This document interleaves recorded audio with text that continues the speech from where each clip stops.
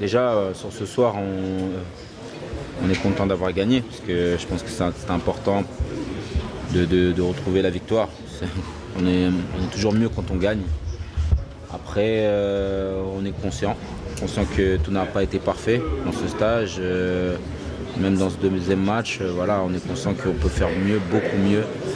Et oui, on en discute entre nous, que ce soit au niveau du jeu, au niveau parfois même de l'état d'esprit, voilà, d'être plus conquérant. Et ça, il faut qu'on arrive à le travailler parce que quand ça va arriver vite et quand ça va arriver, il faudra être prêt, quoi. Donc voilà, on sait que quand on va se retrouver en stage, on aura un peu plus de temps, je pense, pour travailler tout ça. Et j'espère qu'on pourra le faire et que par la suite, on obtiendra des résultats positifs, que ce soit dans le jeu, dans l'état d'esprit, comme je l'ai dit, et parce qu'on en a besoin. Je pense qu'aujourd'hui, on a vu que le très haut niveau, voilà, ça ne pardonne pas, les moindres détails sont importants, et c'est vrai qu'il faut prendre conscience de tout ça. On a beaucoup de jeunes joueurs, mais quand on est au niveau international, il n'y a plus de jeunes, c'est fini, on est sur le terrain, on a le mérite, il faut faut mettre le bleu de chauffe et y aller, quoi. Que ce soit après dans le jeu, oui, on sait que pareil, c'est faire mieux, que ce soit défensivement, mais surtout aussi offensivement. En quoi il y a eu un problème d'état d'esprit là, en quoi? Non, je pense que dans les moments, on va dire, difficiles, je pense qu'on n'a pas su se serrer les coudes quand il le fallait. On a laissé parfois trop d'espace à l'adversaire et peut-être un peu moins d'efforts. Parce que quel que soit, on peut mettre n'importe quel dispositif, n'importe quel schéma, tout ça c'est du blabla.